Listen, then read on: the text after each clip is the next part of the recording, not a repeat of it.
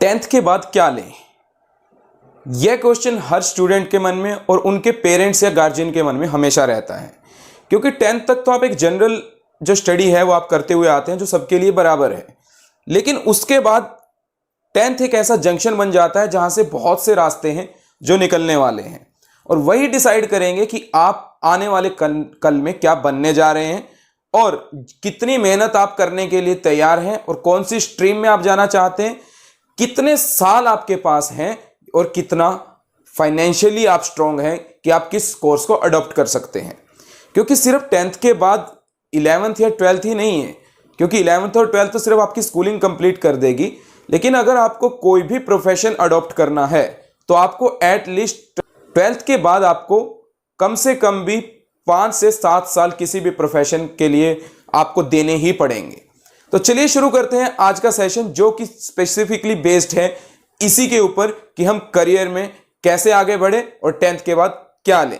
कि टेंथ के बाद मेनली आपके पास 3 ही स्ट्रीम होती हैं कि आर्ट्स, कॉमर्स और साइंस। तो इन तीनों स्ट्रीम में से आपको कोई एक को चूज करना होता है।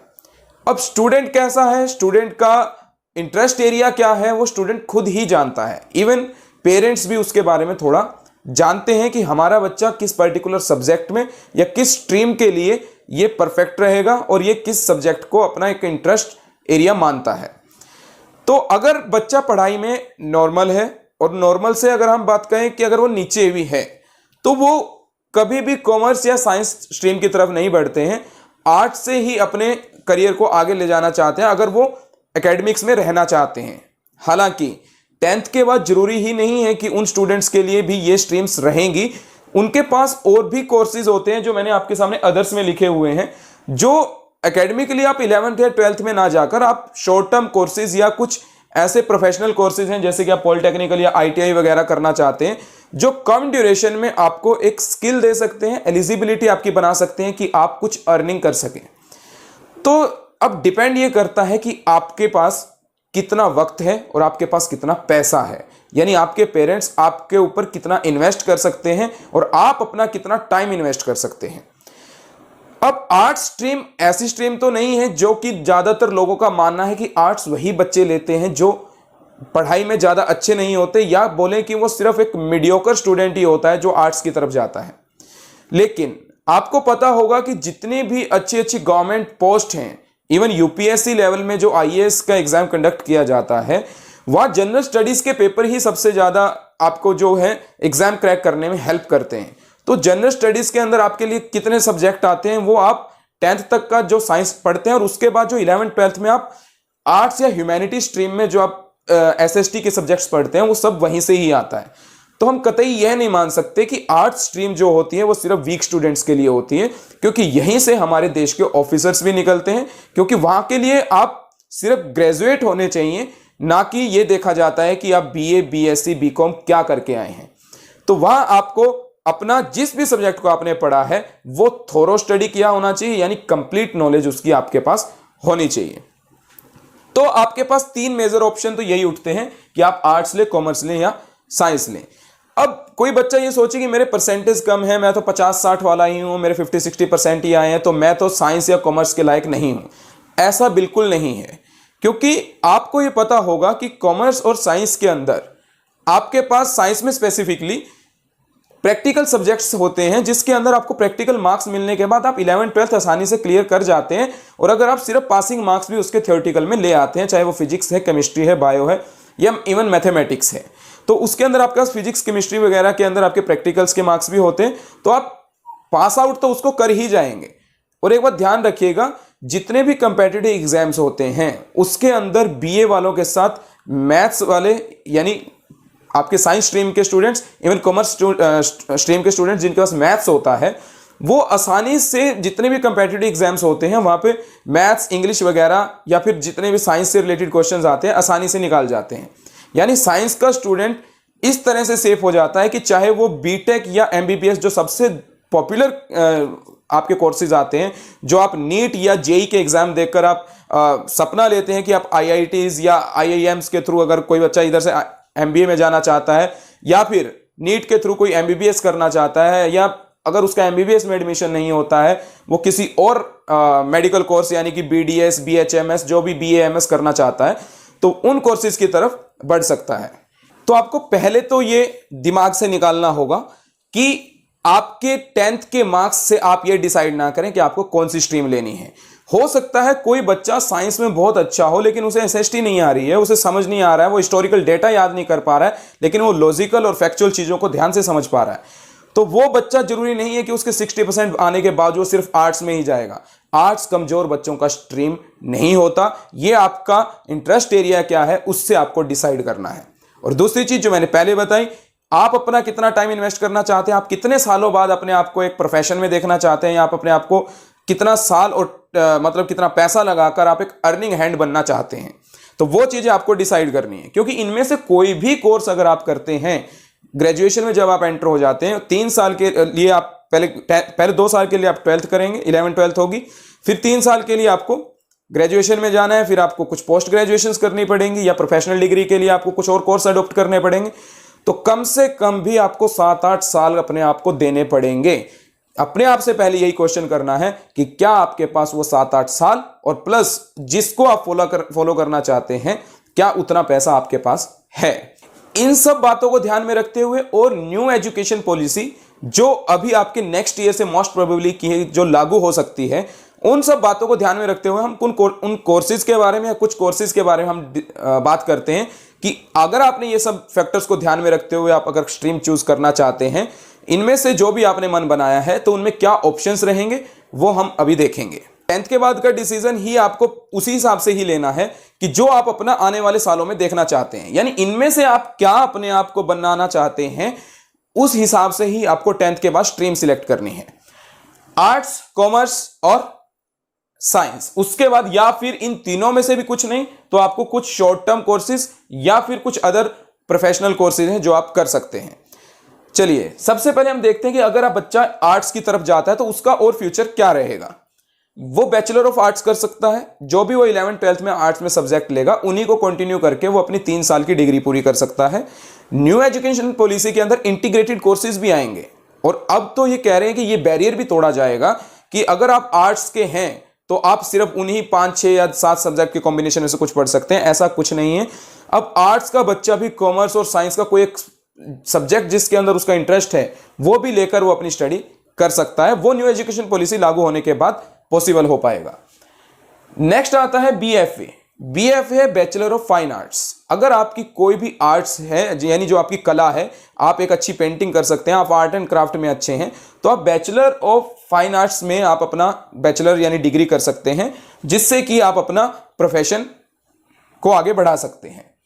बीसीए है बैचलर ऑफ कंप्यूटर एप्लीकेशन। ये आर्ट्स के स्टूडेंट कर सकते हैं अगर उनका कंप्यूटर में कोई इंटरेस्ट है, तो चाहे उनके पास 11th या 12th में कंप्यूटर सब्जेक्ट नहीं रहा, उसके बावजूद भी वो बैचलर ऑफ कंप्यूटर एप्लीकेशन में अपना कोर्स सिलेक्ट कर सकते हैं।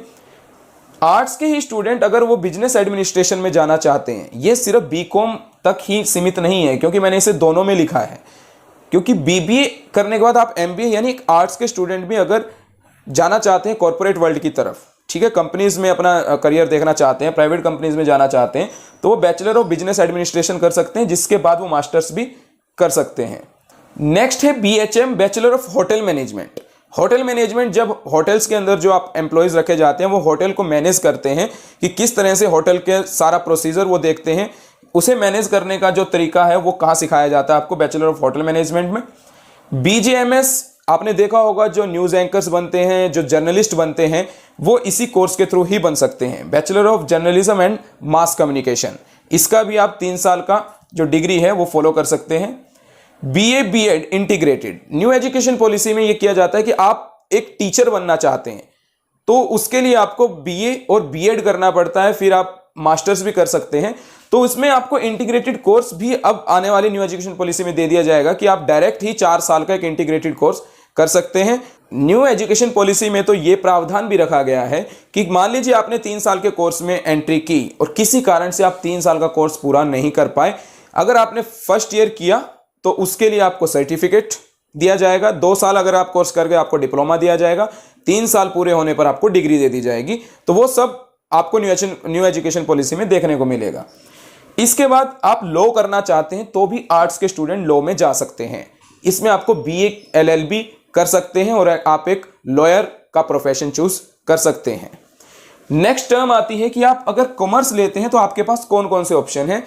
सबसे पॉपुलर कोर्स जो लोगों के सामने आता है कि कॉमर्स के स्टूडेंट जो हैं चार्टेड अकाउंटेंट बनना चाहते हैं, कि जो बड़े बड़े कंपनीज के और इवन गवर्नमेंट्स के भी अकाउंट्स को ऑडिट करते हैं या उनके अकाउंट्स को देखते हैं।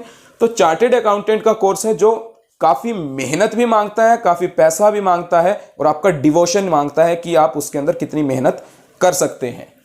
सीएस है कंपनी सेक्रेटरी। ये कंपनीज के जो अंदर अंदरूनी मामले होते हैं, उनके कंप्लायंसेस होते हैं, उनके रूल्स एंड रेगुलेशंस के अकॉर्डिंग कंपनी चल रही है नहीं चल रही है, तो ये हर कंपनी को अपना एक कंपनी सेक्रेटरी चाहिए होता है जो उसकी हेल्प करता है कि वो विद इन नॉर्म्स में रहकर अपने कंपनी को रन कर पाए। नेक्स्ट है बीकॉम। ये सिंपल है, आप बैचलर डिग्री ऑफ कॉमर्स कर रहे हैं जैसे आप बैचलर ऑफ आर्ट्स कर रहे थे। बीकॉम करने के बाद आप वही बीएड या एमकॉम कर सकते हैं, या फिर बीकॉम करने के बाद भी आपके पास कुछ ऑप्शंस होते हैं कि आप बैचलर डिग्री हो गई अगर आपकी किसी भी स्ट्रीम में, तो आप गवर्नमेंट के एग्जाम्स जो होते हैं वो हमेशा ही आपकी बैचलर डिग्री पे होते हैं, कि इवन 12th के बाद और 10th के बाद भी कुछ एग्जाम शुरू हो जाते हैं कि जहां आप अपनी जॉब ले सकते हैं उनकी प्रिपरेशन करके। तो सिंपल, अगर आप ग्रेजुएट होना चाहते हैं कॉमर्स के बाद तो आप बीकॉम भी आपके लिए अच्छा ऑप्शन रहेगा। इसके बाद आपके जो गवर्नमेंट एग्जाम्स के ऑप्शन हैं वो खुल जाते हैं। बीबीए एमबीए जो हमने अभी आर्ट्स में भी डिस्कस किया कि अगर आप बिजनेस एडमिनिस्ट्रेशन में जाना चाहते हैं तो आप इसे फॉलो कर सकते हैं। नेक्स्ट है कॉस्ट मैनेजमेंट। कॉस्ट मैनेजमेंट से रिलेटेड जो कोर्स है वो आपको इस लायक बनाता है कि जो कंपनीज के अंदर आपको ये देखना होता है कि जो वहां पे बिजनेस चल रहा है क्या वो प्रॉपर जितनी कॉस्ट एटलीस्ट आनी चाहिए क्या उसके अकॉर्डिंग चल रहा है, या फिर हम उसके अंदर और कितना कट शॉर्ट कर सकते हैं कॉस्ट को। तो यानी कॉस्टिंग अकाउंटिंग के रिलेटेड ये कोर्स आपको देखने को मिलता है। बीकॉम एलएलबी, यानी बीए के बाद भी आपके पास एलएलबी होता है और बीकॉम के बाद भी एलएलबी, यानी कॉमर्स स्टूडेंट्स और आर्ट्स स्टूडेंट्स दोनों ही एलएलबी यानी लॉयर का कोर्स करने के लिए जा सकते हैं। नेक्स्ट है एक्चुअरियल साइंस। एक्चुअरियल साइंस और सीए, अगर हम इन दोनों में से कंपेयर करें कि डिफिकल्टी लेवल किसका ज्यादा है, कहीं ना कहीं सीए से भी ज्यादा डिफिकल्ट कोर्स एक्चुअरियल साइंस का कहा जा सकता है। और इवन इसके अंदर आपको बहुत टाइम और पैसा भी आपको देना पड़ सकता है इसके। लेकिन होता क्या है, एक्चुअरियल साइंस है क्या, इसके अंदर आपको क्या करना होता है। आपको पता है कि शेयर मार्केट और आजकल क्रिप्टो वगैरह का जमाना है। इसके अंदर हमें यह देखना पड़ता है कि जो ट्रेंड्स के अकॉर्डिंग आने वाले टाइम में मार्केट कहां रन करेगी। तो इसके अंदर वही मैथमेटिकल नॉलेज और आपकी अकाउंटिंग नॉलेज, तो इससे रिलेटेड आपको बहुत से नॉलेज आपके पास होनी चाहिए और जो कि इस कोर्स के अंदर आपको सिखाई जाती है ताकि आप फ्यूचर ट्रेंड्स का पता लगा सकें। जिस तरह से आप देखते होंगे कि हमारा वेदर डिपार्टमेंट हमें फ्यूचर का बारे में पता बताता है कि आने वाले दिनों में मौसम कैसा रहेगा, इसी तरह से एक्चुअरियल साइंस के जो स्टूडेंट्स हैं वो इस बात में एक्सपर्ट हो जाते हैं कि आने वाले टाइम में मार्केट का ट्रेंड कैसा रहेगा। अब बात आती है साइंस स्टूडेंट्स की। अब साइंस स्टूडेंट्स के पास दो ऑप्शन होते हैं, या तो वो पीसीएम यानी फिजिक्स केमिस्ट्री मैथ्स को फॉलो करें, या वो पीसीबी यानी फिजिक्स केमिस्ट्री बायोलॉजी लें। अब जो मैथ्स के स्टूडेंट होते हैं वो इंजीनियरिंग के लिए जाना चाहते हैं, और जो बायोलॉजी के स्टूडेंट्स होते हैं वो डॉक्टर लाइन में जाना चाहते हैं या साइंटिस्ट बनना चाहते हैं। तो लेकिन कुछ स्टूडेंट ऐसे भी होते हैं जो पीसीएम भी रख लेते हैं, यानी अपने पास दोनों ही ऑप्शन खुले रखते हैं कि 11th 12th में मैं इन दोनों को रख लूं और उसके बाद जैसा मेरा मूड करेगा और जिस सब्जेक्ट में मेरी कमांड होगी मैं वैसा ही कर लूंगा। लेकिन इन चारों सब्जेक्ट को पढ़ना हर एक स्टूडेंट के बस की बात नहीं होती है, क्योंकि ऑलरेडी वो जो 3 सब्जेक्ट चूज करता है उसके लिए भी उसे काफी मेहनत करनी पड़ेगी। तो जो मैथ्स का लेगा वो बीटेक या बीई यानी बैचलर ऑफ इंजीनियरिंग में जा सकता है, वो इंजीनियर बन सकता है। बीएससी सिंपल कर सकता है कि वो अपनी बैचलर ऑफ साइंस के साथ ग्रेजुएशन करे। मैंने पहले बताया आप ग्रेजुएशन किसी भी स्ट्रीम में कर लें ताकि आप गवर्नमेंट एग्जाम्स के लिए अपने आप को प्रिपेयर कर सकें, क्योंकि उसके अंदर सिर्फ ग्रेजुएशन मांगा जाता है और कहीं कहीं कंडीशन होती है कि अगर आप 50% से एटलीस्ट हो ताकि आप उस गवर्नमेंट एग्जाम को दे पाएं। नेक्स्ट आता है बैचलर ऑफ आर्किटेक्ट, यानी आप अगर आर्किटेक्ट बनना चाहते हैं तो बैचलर ऑफ आर्किटेक्चर आप कर सकते हैं, जिसके अंदर आपको पता आर्किटेक्ट होता है जो बड़ी बड़ी बिल्डिंग्स के इवन बड़े बड़े फ्लोर प्लान्स को डिसाइड करता है, नक्शा बनाता है, जिसे हम नक्शानवीस भी बोलते हैं। नेक्स्ट है एनडीए। अगर आपने पीसीएम लिया है तो आप नेशनल डिफेंस एकेडमी का एग्जाम देकर हमारी आर्म्ड फोर्सेस का हिस्सा बन सकते हैं और ऑफिसर्स बन सकते हैं। यानी इवन 12th के बाद ही आप ये एग्जाम क्रैक करने के बाद बहुत जल्दी आप एक अर्निंग हैंड बन सकते हैं। तो एनडीए एक ऐसा ऑप्शन है जो सिर्फ साइंस स्ट्रीम के स्टूडेंट्स के लिए खुला रहता है। इसके अंदर रिटन प्लस इंटरव्यू होता है जो एसएसबी आपका कंडक्ट करती है। तो एनडीए आपका डायरेक्ट जॉब लेने के लिए एक एग्जाम होता है जो यूपीएससी लेती है, union public service commission. Next जो है वो अगर मैथ्स का स्टूडेंट है फिजिक्स केमिस्ट्री के साथ, आईटी या कंप्यूटर साइंस के साथ आगे बढ़ सकता है, जिसके अंदर वो क्या है कि इंफॉर्मेशन टेक्नोलॉजी से रिलेटेड और इससे रिलेटेड कोर्सेज अडॉप्ट कर सकता है 12th के बाद, ताकि वो कंप्यूटर साइंस का साइंटिस्ट बन सके। नेक्स्ट है data science and artificial intelligence. आजकल आर्टिफिशियल इंटेलिजेंस का जमाना है और ये काफी डिमांड में रहेगा आने वाले टाइम में, और ये एक बहुत हाई डिमांड कोर्स रहेगा। और इसको करने के लिए आपके पास पीसीएम रहनी चाहिए। मैंने जितने भी कोर्स डिस्कस किए हैं, जिसको भी आप फॉलो करना चाहते हैं, उसके लिए आपको फर्दर बहुत सी चीजें आपको जाननी पड़ेंगी। पायलट, अब पायलट बनने के लिए अगर आप जहाज उड़ाना चाहते हैं, ठीक है, तो इस केस में आपको यानी साइंस का स्टूडेंट होना चाहिए, क्योंकि इसके अंदर भी आपको कुछ टेक्निकल स्किल्स के बारे में पता होना चाहिए। नेक्स्ट आता है पीसीबी। अगर आप 10th के बाद 11th 12th में अगर आप पीसीबी के साथ जाते हैं तो क्या ऑप्शन आपके पास खुले रहेंगे। आप इसके अंदर लिस्ट के अंदर देख रहे होंगे जितने भी ऑप्शंस हैं वो आपको डॉक्टर लाइन से रिलेटेड मिलेंगे, कि अगर आप एक डॉक्टर बनना चाहते हैं, डॉक्टर में भी आपके पास बहुत से एडमिशन है, बहुत से आपके पास ऑप्शंस हैं। अगर आप नीट का एग्जाम देते हैं, उसके बाद आपके पास आपका स्कोर डिसाइड करेगा कि आप इनमें से किस स्ट्रीम में एडमिशन ले पाएंगे, यानी किस कोर्स को आप परस्यू कर पाएंगे। एमबीबीएस है जो सबसे पॉपुलर कोर्स है, उसके बाद बीडीएस है जो डेंटल के जो डॉक्टर बनते हैं, बीएचएमएस है बैचलर ऑफ होम्योपैथिक मेडिसिन, यानी इसके अंदर आप होम्योपैथी के डॉक्टर बनते हैं। इसी तरह आयुर्वेदिक के, यूनानी के, और बीपीटी का मतलब यही है कि अगर आपने मेडिकल से पढ़ा है और आपने ह्यूमन एनाटॉमी या प्लांट एनाटॉमी के बारे में पढ़ा है, तो उसके बाद आप बीपीटी को आसानी से परस्यू कर सकते हैं। नर्सिंग, जो ये नर्सिंग का कोर्स होता है, जो आपने सुना होगा कि एएनएम, जीएनएम वगैरह, ये थोड़े लाइट कोर्सेज रहते हैं मेडिकल लाइन में, जिसमें कि आप मेन डॉक्टर के साथ जो हेल्पर रहते हैं, यानी अगर आप उतना ज़्यादा अपना स्किल्स नहीं रखते हैं लेकिन आप शौक रखते हैं कि आप मेडिकल लाइन में जाना चाहते हैं, तो आपके लिए नर्सिंग के कोर्सेज ठीक रहेंगे। इसके लिए आपके पास 11th 12th में पीसीबी चाहे है या नहीं है, इवन आर्ट्स का बच्चा भी आज के दिन नर्सिंग के कोर्सेज कर सकता है। तो इसको आप ध्यान में रखें कि आर्ट्स के बच्चे के लिए भी ये उपयोगी रहेगा। बी फार्मेसी का मतलब है कि अगर आप मेडिसिन से रिलेटेड, यानी आप केमिस्ट देखते हैं तो जो केमिस्ट के पास जो लाइसेंस होता है वो आपको इसी कोर्स के बाद ही मिलता है, तो आप बी फार्मेसी कर सकते हैं, बैचलर ऑफ फार्मेसी, जिसके बाद आपको दवाइयों से रिलेटेड नॉलेज मिल सकती है। नेक्स्ट, अब बात आती है अदर कोर्सेज की। अदर कोर्सेज आपके पास 10th के बाद क्या क्या रह सकते हैं, जो स्टूडेंट लंबा टाइम अपनी स्टडीज को नहीं दे सकते, वो चाहे उनका कोई भी रीजन रहा हो, चाहे उनका फैमिली बैकग्राउंड हो या फाइनेंशियल बैकग्राउंड हो, उसके कारण अगर कोई उनके पास रिस्ट्रिक्शंस हैं, तो वो कुछ ऐसे कोर्सेज हैं जो शॉर्ट टर्म में वो कर सकते हैं और अपना एक प्रोफेशन बना सकते हैं। सबसे पहला आता है पॉलिटेक्निक। इससे पहले आपने बीटेक सुना, अब बीटेक से पहले और एक छोटा कोर्स होता है जो आप 10th के बाद 3 साल का जो कोर्स है आप परस्यू कर सकते हैं। पॉलिटेक्निक होता है कि आप टेक्निकल्स के अंदर किस तरह का इंजीनियर आप बनना चाहते हैं। अलग अलग स्ट्रीम में से आप कोई भी स्ट्रीम चूज करके गवर्नमेंट पॉलिटेक्निकल कॉलेजेस और प्राइवेट गवर्नमेंट पॉलिटेक्निक कॉलेजेस में एडमिशन ले सकते हैं। हर स्टेट गवर्नमेंट अपना एग्जाम लेती है, टेक्निकल उसकी जो उसका टेक्निकल बोर्ड होता है वो एग्जाम लेता है, और उसके थ्रू बच्चों का एंट्रेंस के थ्रू एडमिशन दिया जाता है गवर्नमेंट कॉलेजेस में। नेक्स्ट है आईटीआई। आईटीआई के अंदर आपके पास 1 या 2 साल के कोर्सेज रहते हैं, जो कि आपको एक साथ में सर्टिफिकेट या डिप्लोमा तो मिलता ही है। आपने सुना होगा आज के दिन जितने भी ज़्यादा ये आपको एप्स के थ्रू, चाहे अर्बन कंपनी वगैरह है या फिर कोई भी कंपनी है जो अपने नीचे टेक्नीशियन रखती है या रिपेयर करने वालों को रखती है, तो उनके पास आईटीआई का डिप्लोमा अगर होता है तो कंपनी आसानी से उसके अपने पास रख लेती है। तो इसके अंदर बहुत से अलग अलग सब्जेक्ट्स होते हैं, कोर्सेज होते हैं या एक्सपर्टीज होते हैं जिसको आप अडॉप्ट कर सकते हैं। एनिमेशन का डिप्लोमा, एनिमेशन आपने देखा होगा कि बहुत सी एडिटिंग करके एनिमेशन वीडियोस बनाई जाती हैं, उसका कोर्स आप कर सकते हैं 10th के डायरेक्ट बाद। इंटीरियर डिजाइनिंग, जो घरों में या बड़ी बड़ी बिल्डिंग्स, मॉल्स के अंदर कैसा इंटीरियर रहेगा, उसकी डिजाइनिंग के अकॉर्डिंग आप के लिए आप कोर्स कर सकते हैं। Fashion designing, web designing, air hostess, यानी ये लड़कियों के लिए काफ़ी पॉपुलर कोर्स रहता है कि अगर वो एयर होस्टेस में अपना करियर बनाना चाहती हैं। इवेंट मैनेजमेंट में आप बड़े बड़े इवेंट्स जो होते हैं, चाहे वो मैरिज फंक्शंस हैं, चाहे रैलीज हैं, पार्टीज हैं, या किसी भी तरह का कोई भी इवेंट हो सकता है, उसको मैनेज करने के लिए जो कोर्स रिक्वायर्ड रहता है वो इवेंट मैनेजमेंट रहता है।